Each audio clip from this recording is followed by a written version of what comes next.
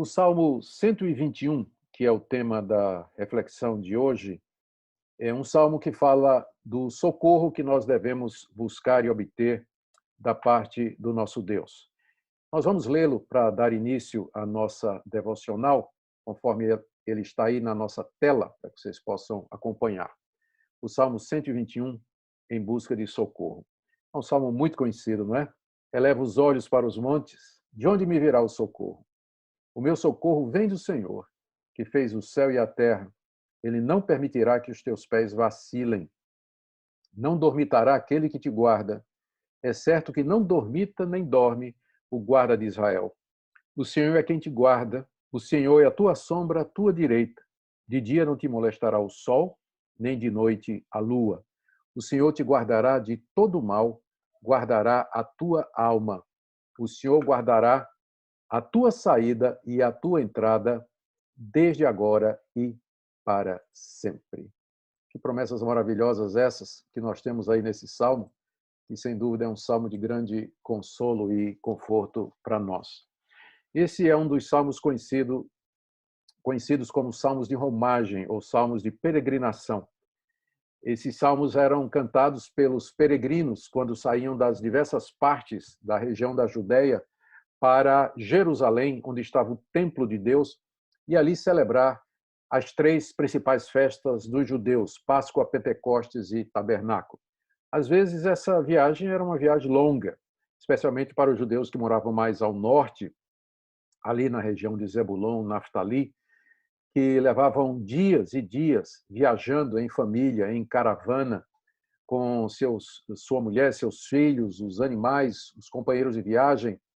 E então, enquanto eles viajavam e peregrinavam, eles cantavam estes salmos, que eram salmos de conforto, de alento, de esperança. Eles expressam muito bem a gama variada de sentimentos e experiências que nós temos aqui nesse mundo, nós que também estamos peregrinando até chegar em nossa Jerusalém celestial. Esse Salmo 121 ensina que nós devemos buscar o nosso socorro de Deus e que nós devemos confiar nele durante o tempo da nossa peregrinação.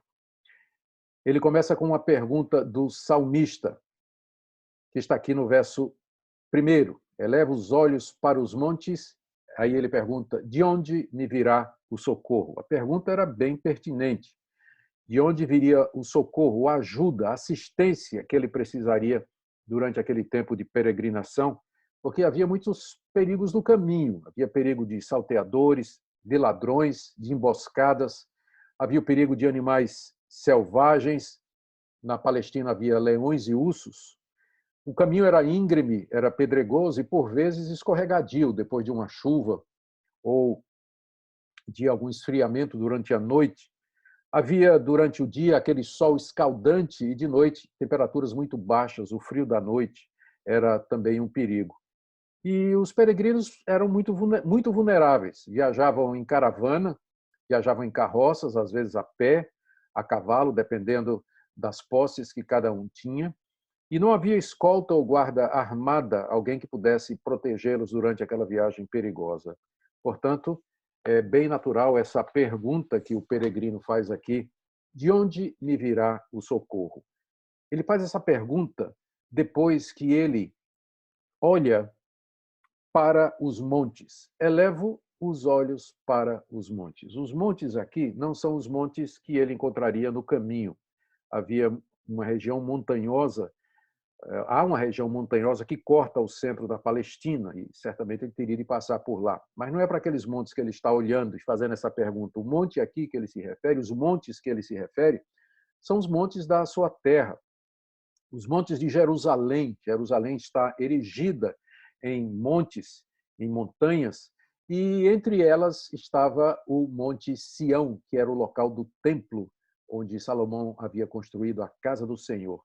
E lá estava a arca, lá estava o altar de sacrifícios, a lei de Deus, as duas tábuas de pedra estavam guardadas na arca, ali estavam os sacerdotes oferecendo sacrifícios e ministrando o culto a Deus. Portanto, essa expressão aqui, eleva os olhos para os montes, quer dizer, eu olho para o alto, eu olho para o meu Deus que habita em Sião e pergunto, Senhor, de onde me virá o socorro? De onde me virá a proteção e a ajuda que eu preciso aqui? E logo em seguida ele dá a resposta, que está aqui no verso 2. Ele sabe que o seu socorro vem do Senhor, que fez o céu e a terra. Ele sabe que seu socorro não está em outros homens, não está em guardas, não está nos companheiros, ou em armas, ou qualquer outro equipamento que, porventura, ele tenha levado para a sua proteção, mas exclusivamente no Senhor. E o termo que ele usa aqui, a palavra que ele usa aqui para Senhor, é o nome de Deus, é o famoso tetragrama, Yahweh, que é o nome pelo qual Deus se revelou a Abraão, Isaque e Jacó. Aponta para o Deus da aliança. Mas mais do que isso, ele é também o Deus que fez o céu e a terra. É o Deus todo-poderoso, fez o mundo, fez o homem, não somente os fez, mas também mantém, sustenta e provê. E por isso ele pode agir nas circunstâncias, agir na criação, protegendo o peregrino. O socorro dele vem do Deus que tem o mundo em suas mãos, que é poderoso para salvar, para libertar, para abrir uma porta, para impedir tempestades, para impedir terremotos, para impedir animais selvagens. Ele sabe que, em última análise, seu socorro vem de Deus. Isso não quer dizer que ele não deveria se precaver durante a viagem. Se pudesse levar armas para se defender dos animais selvagens, levar provisões suficientes para toda a viagem e, enfim, outras medidas para se proteger dos salteadores, não é que é proibido a gente fazer isso.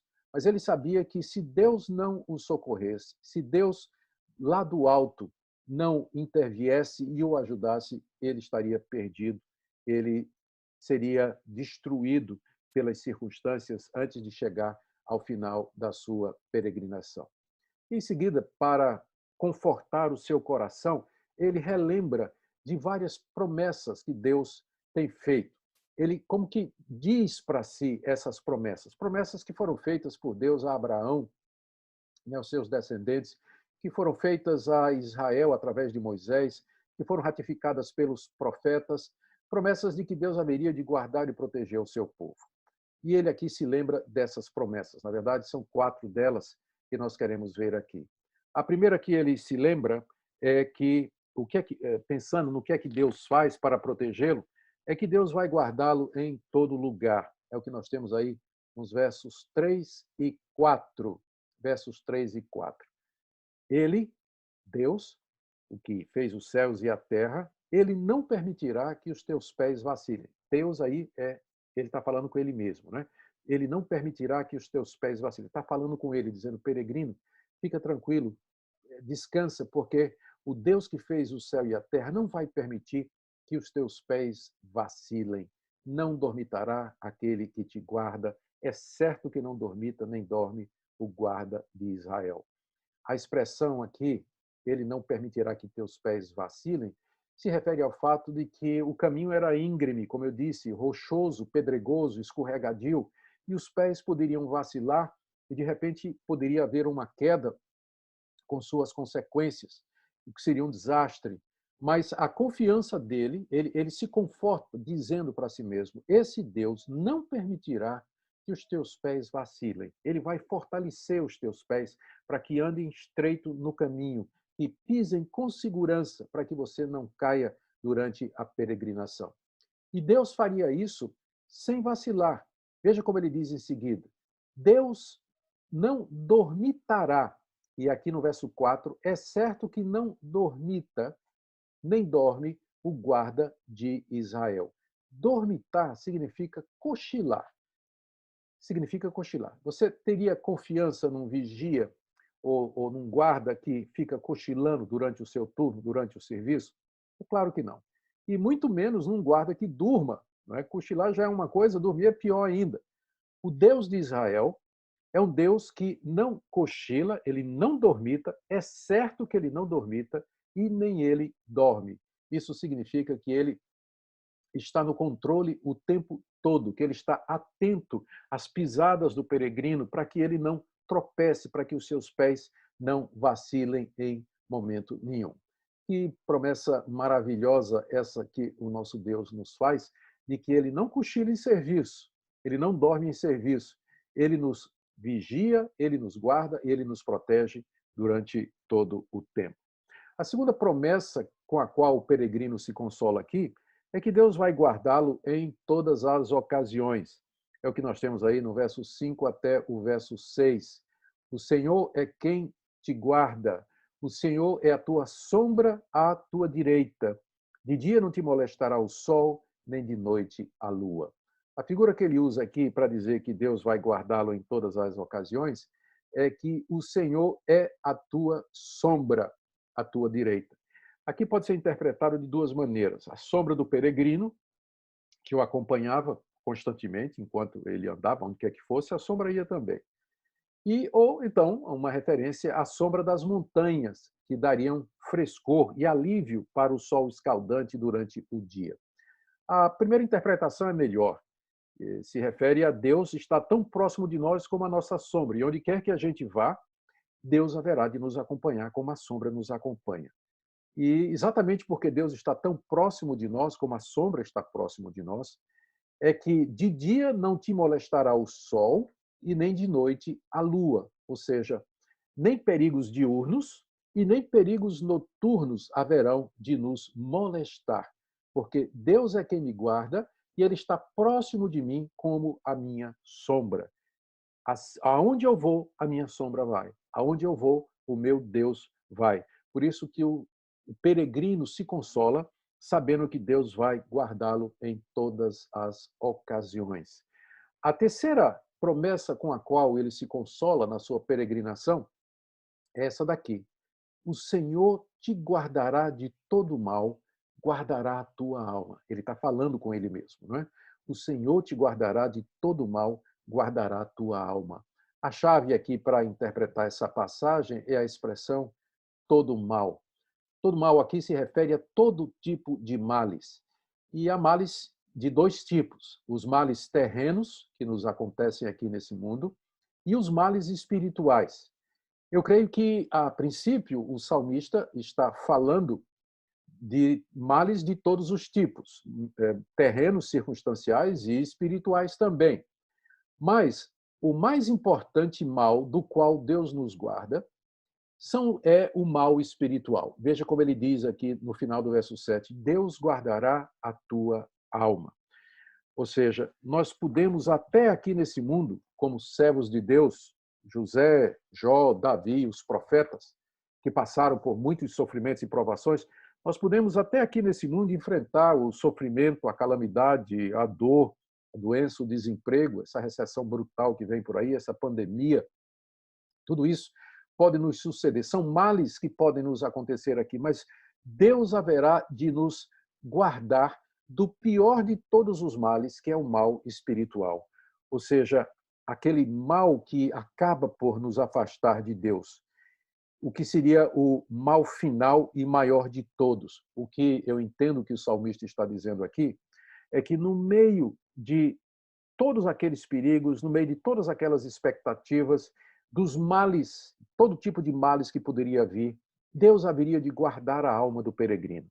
O que é que isso significa? Que ele não abandonaria a Deus, que ele não viraria as costas para Deus, que ele não apostataria. Esse seria o pior de todos os males.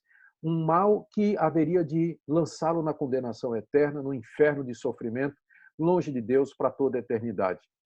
Deus não nos prometeu uma viagem tranquila, mas Ele prometeu uma chegada segura. Aqui nesse mundo, nós passamos por todo tipo de mal, enfrentamos todos os males, mas um mal maior, que seria nos afastar do nosso Deus por causa da dor e do sofrimento, Ele não vai permitir isso.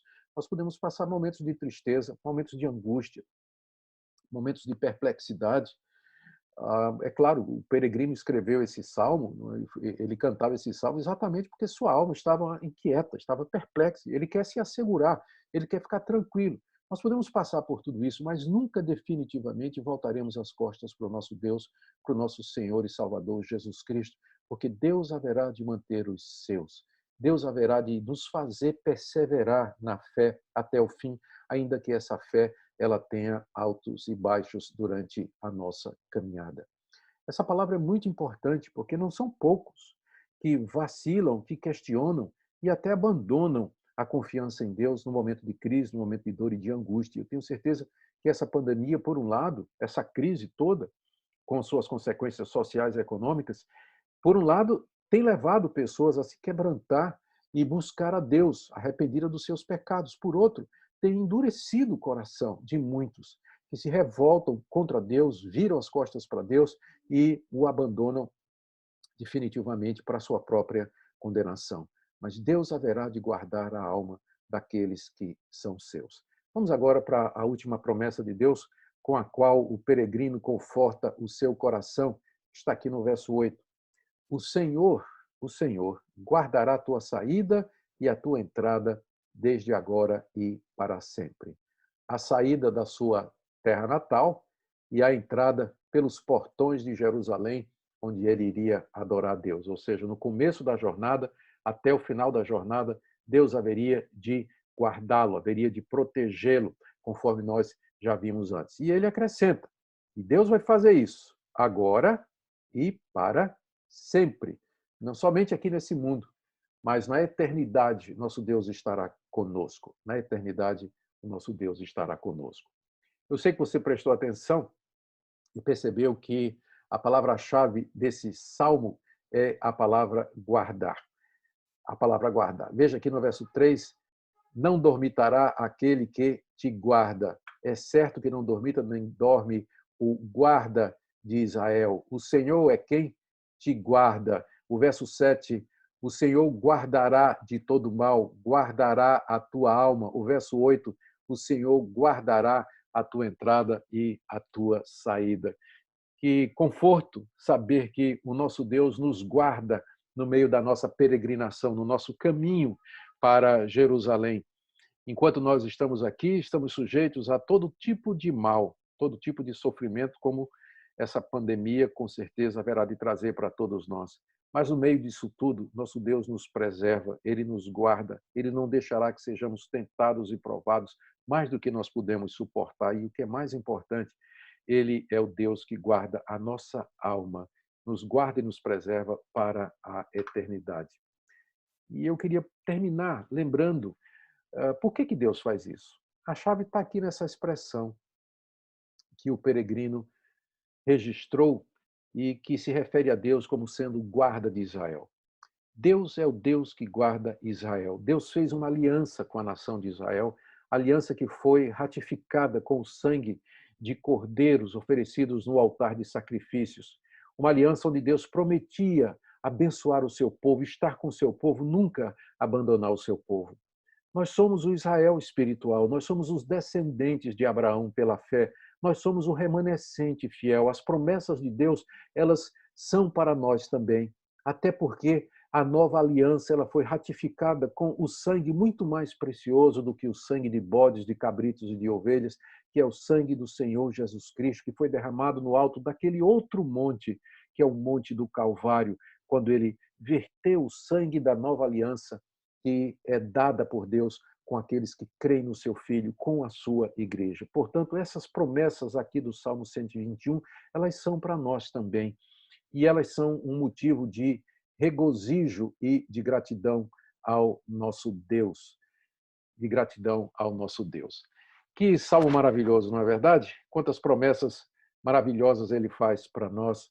Esse salmo nos encoraja no meio desse tempo em que nós estamos aqui nesse mundo. Eu quero terminar com uma aplicação. Eu creio que são duas lições bem importantes que esse salmo traz para nós, duas aplicações bem importantes. A primeira é que nós nos lembremos que nós somos peregrinos aqui. Aqui não é a nossa morada, aqui não é o nosso lar. Nós estamos de passagem, nós estamos rumo a Jerusalém celestial, a vida eterna, o novo céu e a nova terra, onde nosso Deus estará conosco para todo sempre, depois da ressurreição dos mortos. É para lá que nós estamos caminhando todo dia. Aqui não é nossa morada definitiva. Portanto, a gente tem que desapegar o coração desse mundo. Temos que desapegar o nosso coração dos confortos, dos benefícios, dos prazeres desse mundo. Não é que nós não possamos desfrutar e usufruir deles, porque o nosso Deus permite que nós façamos isso, mas é que o nosso coração não esteja aqui a ponto de nós, em vez de termos o espírito de peregrinos, nós temos o espírito de moradores, de residentes aqui nesse mundo. Nós não somos residentes aqui, nós estamos de passagem. E é isso que esse salmo nos ensina aqui. A segunda coisa que esse salmo nos ensina é que durante a nossa peregrinação, Deus promete nos guardar. O nosso socorro vem do Senhor, que fez os céus e a terra. Ele haverá de nos proteger, ele haverá de nos guardar, ele haverá de nos levar em segurança até o final dessa jornada. Amém? Que Deus abençoe essa devocional, essa exposição no seu coração e conforte você nesses dias de tanta aflição, quando nós peregrinamos para Jerusalém celestial. Deus o abençoe.